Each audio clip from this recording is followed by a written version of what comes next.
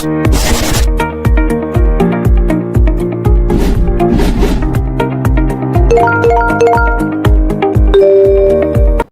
this is another part of a chapter agriculture. इस chapter में हम दो क्रॉप के बारे में पढ़ेंगे, एक कॉटन और एक शुगर केन। कॉटन के बारे में हम पढ़ते हैं, कॉटन का मेन यूज क्या है। कॉटन यूज होता है टेक्सटाइल इंडस्ट्री में।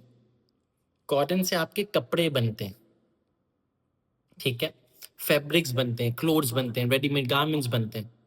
और कॉटन एक खरीफ क्रॉप है। खरीफ क्रॉप का मतलब क्या होता है, ये समर में लगती है, समर में इसकी कल्टीवेशन होती है, समर में इसकी सोइंग होती है और विंटर में ये हार्वेस्ट होती है।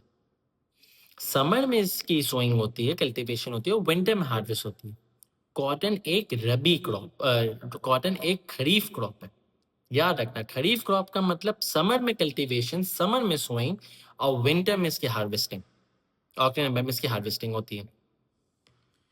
एक और बात हम पढ़ेंगे कि इसकी हार्वेस्टिंग का अल्फाज इसमें यूज नहीं कर सकते, हम इसमें पिकिंग का अल्फाज यूज करते हैं। पर हार्वेस्टिंग कॉमन वर्ड इसलिए मैंने अभी यूज करा, पर हम बताएंगे कि इसकी पिकिंग होती है, इसकी हार्वेस्टिंग नहीं होती, ये पूरी करती नहीं है। इसकी कॉटन बॉल्स आप देख रहे हो, कॉटन बॉल से सिर्फ पिकिंग होती है। और ये पिकिंग में अक्सर जो लेबर यूज होता है वो या तो वुमेन होते हैं या चिल्ड्रन होते हैं। वुमेन और चिल्ड्रन के इसके अंदर लेबर यूज होता है, क्योंकि उनके सॉफ्ट हैंड्स होते हैं, तो वो आराम से इसकी पिकिंग करती है। वरना अगर मैन लेबर करेगा तो उस पिकिंग के दौरान में इनके जो कॉटन बॉल्स हैं वो खराब हो सकते हैं, और अगर वो खराब हो जाएंगे तो आपकी कॉटन की क्वालिटी खराब हो जाती है। कॉटन बॉल्स को आराम से विथ सॉफ्ट हैंड्स आपको उसको पिक करना पड़ता है, उसको निकालना पड़ता है, ठीक है। तो कॉटन की हार्वेस्टिंग नहीं होती है, कॉटन की पिकिंग होती है, ठीक है। और कॉटन खरीफ क्रॉप है, कॉटन टेक्सटाइल, फैब्रिक्स, क्लोथिंग में यूज होता है। आप कॉटन के प्रोसेस पढ़ते हैं कि कॉटन के पूरी हार्वेस्टिंग का पूरे ग्रोइंग प्रोसेस क्या होता है। कॉटन को सबसे पहले लगाया जाता है, इसकी सोइंग होती है। और सोइंग कैसे की जाती है, इसको 30 टू 40 सेंटीमीटर अपार्ट, 30 से 40 सेंटीमीटर का गैप दिया जाता है हर सीड में। एक सीड यहाँ लगाया, फिर 30 टू 40 सेंटीमीटर बाद इसका दूसरा सीड लगाते हो, क्योंकि कॉटन का पौधा जो होता है वो यूं बाहर निकलता है ना, और उसमें ऐसे होते हैं, तो ऐसे कांटे टाइप होते हैं, तो वो कॉटन किसी बॉल के अंदर घुस गया तो वो खराब कर देगा। इसीलिए उसको दूर दूर रखते हैं कि कोई भी कॉटन बॉल डैमेज ना हो, है ना। कॉटन एक सेंसिटिव क्रॉप है, बड़ी सेंसिटिव क्रॉप है। खराब होने में इसको टाइम नहीं लगता, फौरन खराब हो जाती है, जरा से भी ऊंच नीच हुई ये खराब हो जाएगी। इसलिए आप 30 टू 40 सेंटीमीटर का डिस्टेंस रखते हो इन एवरी प्लांट। पहली इरिगेशन होगी वही आफ्टर सोइंग, 1 महीने के अंदर अंदर आफ्टर सोइंग। फिर दूसरी इरिगेशन होगी 2 महीने बाद। फिर हर महीने आपकी इसकी इरिगेशन आप करते रहोगे। और समर में तो आपने इरिगेशन कर दी, फिर कॉटन में जब कॉटन बॉल ड्राई हो जाता है उस वक्त आपको ज़्यादा तेज़ बारिश नहीं चाहिए। जब कॉटन बॉल रेडी है और थोड़ा सा ड्राई हो चुका है, तो अगर ये हैवी शावर में ड्रॉपलेट्स आए ना तो खराब हो जाएगी ये। बड़े नखरे हैं इसके कॉटन क्रॉप के। तो cotton seeds are sown 30 to 40 centimeter apart. First irrigation is given 1 month after sowing. Second irrigation is given 2 months later. Cotton balls ripen in the dry months of October November. पकते जो basically जो बनते हैं ना वो अक्टूबर नवंबर के महीने में बनते हैं। आप इनकी आप हार्वेस्टिंग कर लेते हो। जो कॉटन बॉल का साइज होता है, जो क्वालिटी होती है, वो डिपेंड करती है सीड की कौन सी वैरायटी यूज कर रहे हो और कौन सा फर्टिलाइजर यूज कर रहे हो। अगर अच्छा फर्टिलाइजर यूज कर रहे हो तो इट्स ओके, अगर अच्छा सीड यूज कर रहे हो तो बेहतरीन। तो सीड और फर्टिलाइजर ये दो बड़े इंपॉर्टेंट होते हैं कॉटन के बॉल का साइज और क्वालिटी। पिकिंग के बाद इसकी पिकिंग हो जाती है, पहले सोइंग होती है 30-40 सेंटीमीटर पार, पे इरिगेशन होता है 1 महीने बाद, फिर दूसरी इरिगेशन दूसरे महीने बाद। और कॉटन बॉल्स का अक्टूबर नवंबर में आपका ड्राई होता है, इसमें आपको हैवी ड्रॉपलेट्स की बारिश बिल्कुल भी नहीं चाहिए, वरना कॉटन की क्रॉप खराब हो जाएगी। कॉटन का बॉल डिपेंड करता है on the seed and on the fertiliser. Picking के बाद कॉटन का जो बॉल है वो ट्रांसपोर्ट होता है to the ginning mill. Ginning, GINNING, ginning mill में वो ट्रांसफर होता है। गिनिंग मिल क्या करती है, गिनिंग मिल कॉटन बॉल में से कॉटन के सीड को अलग करती है। जैसे उनकी थ्रेशिंग होती थी ना राइस और व्हीट की, इसकी गिनिंग होती है। गिनिंग क्या होता है? कॉटन का बॉल में से उसके सीड को अलग करते हैं आप, वो काम करती है ginning mill. After picking, cotton ball is transported to ginning mill. At ginning mill, seeds are separated from cotton lint. Lint ball को कह रहे हैं, लिंट वो होता है जब आपका सीड निकल गया। और कॉटन का सीड इसका बाय प्रोडक्ट होता है। तो कॉटन का सीड किस में यूज होता है? एनिमल फीड में। एनिमल फीड में कॉटन का सीड यूज होता है। अब कॉटन की ज्योग्राफिकल रिक्वायरमेंट क्या होती है? लैंड, सॉइल, सनशाइन तो सेम ही है, बस टेम्परेचर और आपका रेनफॉल में फर्क होता है। टेम्परेचर सो कितना चाहिए at the time of sowing? 25 to 35। Obviously kharif crop है, समर में लग रही है, गर्मी के सीजन में लग रही है, तो इतना तो टेम्परेचर चाहिए ही होगा। 25 से 35 डिग्री टेम्परेचर चाहिए at the time of sowing. And at time of picking इसको चाहिए 20 सेंटीग्रेड। थोड़ी सी सर्दी हो, ऑक्टेन में जैसे थोड़ी सी सर्दी होती है, ऐसे थोड़ी सी बस सर्दी चाहिए, तो सा ड्राई पीरियड चाहिए बस, बारिश उसमें नहीं चाहिए। हार्वेस्टिंग के वक्त, पिकिंग के वक्त तो उसको बारिश बिल्कुल भी नहीं चाहिए, ना सेंसिटिव है, खराब हो जाएगी, बुरा मान जाएगी, बुरा मान गए तो खत्म। ठीक है। सॉइल इसको वही एलुवियल चाहिए, लोमी चाहिए, क्ले चाहिए। बाकी इसको सनशाइन तो इसको भी चाहिए, लैंड फ्लैट और वेल ड्रेन चाहिए। HYV सीड बड़े इंपॉर्टेंट, हर क्रॉप का मैंने आपको HYV सीड बताया, इसका भी HYV सीड होता है। नायाब 78 और करिश्मा, दो HYV सीड है इसके। नायाब 78 और करिश्मा, ये दो इसके HYV सीड्स हैं। Factors that can harm cotton crop, कौन से ऐसी चीजें हैं जो कॉटन की क्रॉप को खराब कर सकती है? सबसे पहली चीज है हैवी रेनफॉल। पिकिंग के पहले अगर बारिश आ गई और हैवी ड्रॉपलेट्स में बारिश आ गई तो बात खत्म, फिर कॉटन क्रॉप तबाह।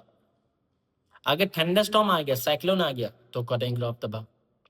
अगर ज्यादा टेम्परेचर बढ़ गया, अगर टेम्परेचर बढ़ गया, अगर सर्दी ज्यादा आ गई हार्वेस्टिंग से पहले, पिकिंग से पहले, तो प्लांट मर जाएगा। पेस्ट पेस्ट अटैक हो गया तो कॉटन क्रॉप खराब। पेस्ट अटैक तो कोई कोई सी भी क्रॉप को खराब कर सकता है। इसका एक वायरस बना मशहूर है कॉटन की क्रॉप में, उसका नाम है leaf curl virus. Leaf curl virus एक बीमारी है, एक वायरस होता है जो कॉटन की क्रॉप को लगता है। ये बहुत बड़ा मसला होता है कॉटन की क्रॉप के लिए। फिर ड्राउट, अगर पानी की कमी हो गई तो इसकी ग्रोथ रुक जाएगी। वाटर लॉगिंग हो गई, सैलिनिटी हो गई, तो आपकी क्रॉप तबाह। और अगर कॉटन की डिमांड गिर गई तो फिर भी फार्मर्स की इनकम को अफेक्ट पहुंच सकता है। तो ये सारे फैक्टर्स हैं जो कॉटन की क्रॉप को हार्म करते हैं। तेज बारिश, thunderstorm, cyclone, cold temperature, leaf curl virus, paste attack, पानी की कमी, वाटर लॉगिंग, सैलिनिटी, और कॉटन की डिमांड अगर कम हो गई तो फार्मर्स की इनकम को नुकसान होगा। कुछ क्वेश्चन देख लेते हैं कॉटन की क्रॉप के हवाले से। Explain why the months you have marked for growth you have the best climatic condition for cotton. वही है कि कॉटन की ग्रोथ के लिए आपको चाहिए होता है अप्रैल,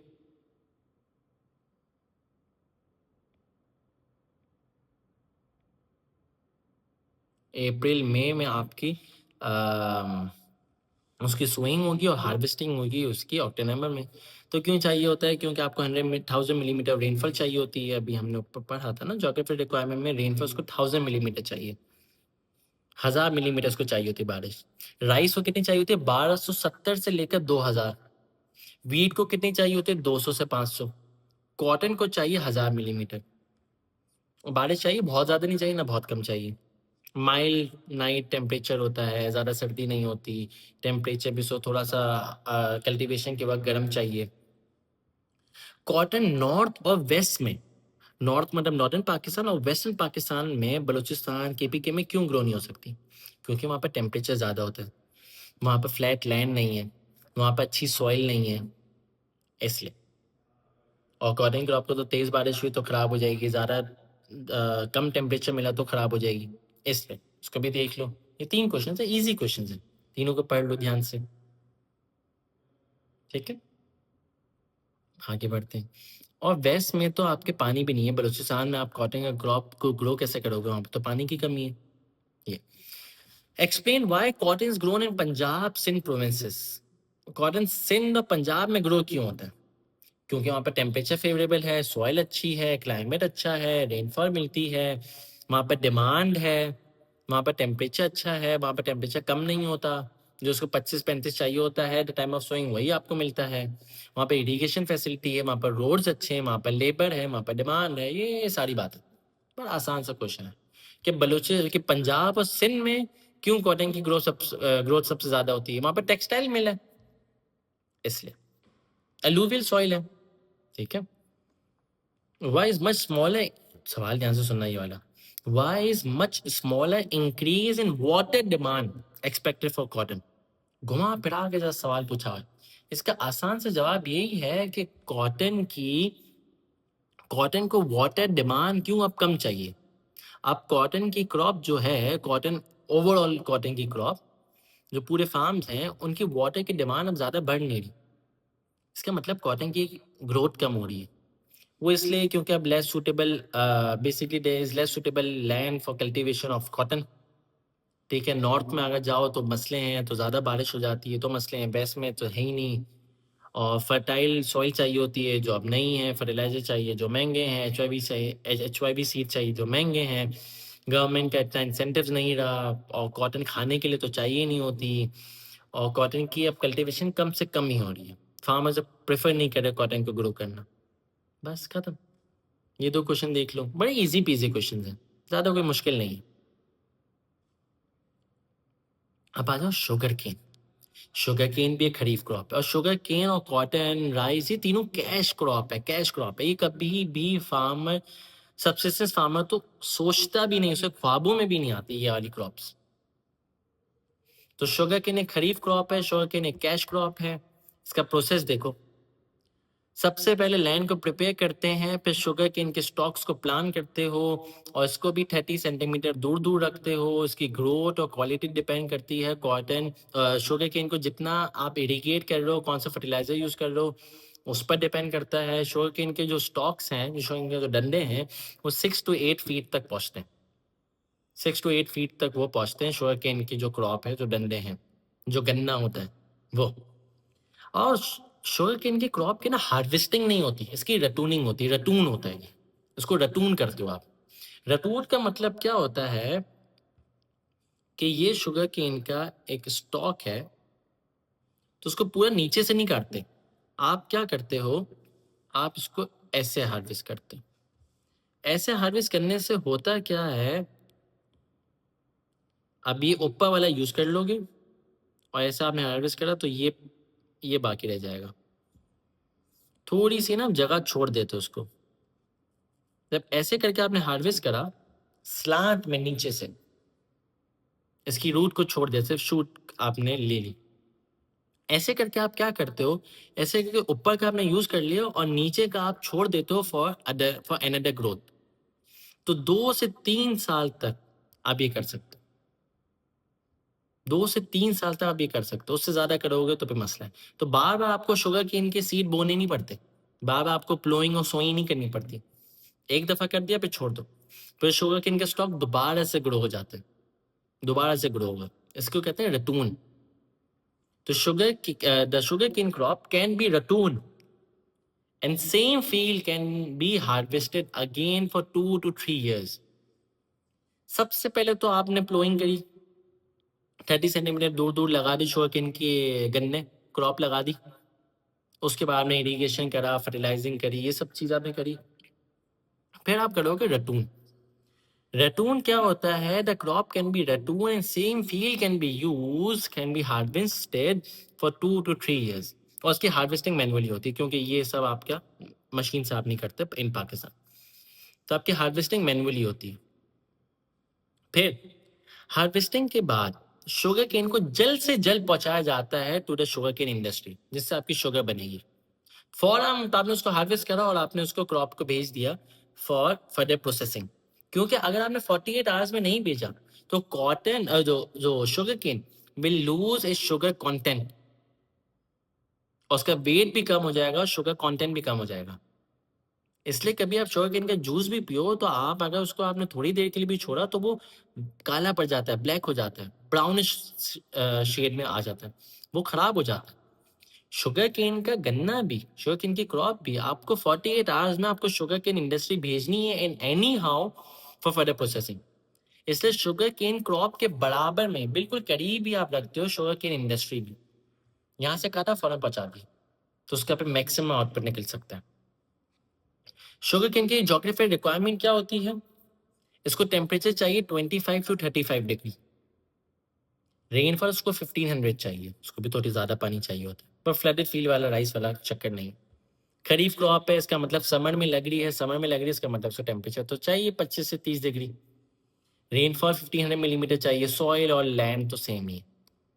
एच वाई वी सीड इसके कौन से होते हैं? HSF240 और BF162। HSF240 और BF162, ये दो इसके एच सीड होते हैं, ये इसको चाहिए होते हैं। तो हमने शुगर केन के पूरे प्रोसेस देखा, हमने ज्योग्राफिक रिक्वायरमेंट देखी, एच सीड देखे। अब एक क्वेश्चन देखते हैं। Explain why it is important to increase the production of sugar and other agriculture products in Pakistan. Explain why it is important to increase the production of sugar and other agriculture products in Pakistan. तो आपको agriculture, other agriculture products और sugar की demand की supply को आपको क्यों बढ़ाना चाहिए? इसलिए बढ़ाना चाहिए क्योंकि आपकी पॉपुलेशन इंक्रीज हो रही है, आप एक्सपोर्ट करोगे, एचवाईवी एक्सपोर्ट करोगे तो फॉरेन एक्सचेंज मिलेगा, बीओपी इंप्रूव होगा, बैलेंस ऑफ पेमेंट इंप्रूव होगा, आपको इंपोर्ट नहीं करना पड़ेगा, इंपोर्ट करोगे तो इंपोर्ट बिल बढ़ेगा। और जो ये जो एग्रीकल्चर है ना, इसमें आपका प्राइमरी इंडस्ट्री है और बहुत सारा लेबर आपका एम्प्लॉय होता है इस प्राइमरी इंडस्ट्री में, इस एग्रीकल्चर में। इससे एम्प्लॉयमेंट जनरेट होगी, स्किल लेबर, अनस्किल लेबर, सबको काम मिलेगा।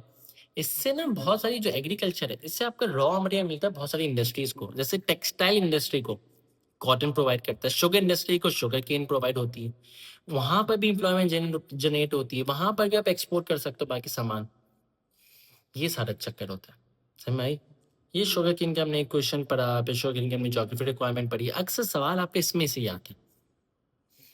फिर आपने शुगर केन का मैंने पूरा प्रोसेस समझाया, फिर हमने पढ़ा हमने उससे पहले पढ़ा था कॉटन के बारे में, कॉटन के हमने कुछ क्वेश्चंस देखे, फिर कॉटन का ये पढ़ा कौन कौन से कॉटन की चीज़ें हैं जो कॉटन की क्रॉप को ख़राब करती हैं, कौन से ऐसी फैक्टर्स हैं जो कॉटन की क्रॉप को ख़राब करते हैं, वो ये सब थे। फिर कॉटन की ज्योग्राफिकल रिक्वायरमेंट, कॉटन का पूरा प्रोसेस, कॉटन की हार्वेस्टिंग नी पिकिंग होती है, ये सब हमने आज देखा। ठीक है, अब नेक्स्ट लेक्चर में हम क्या देखेंगे? फ्रूट फार्मिंग और बनानी फार्मिंग। फिर हमारा एग्रीकल्चर चैप्टर खत्म, फिर देखेंगे हम life stock farming. Okay, so see you in the next lecture. हाफिज़।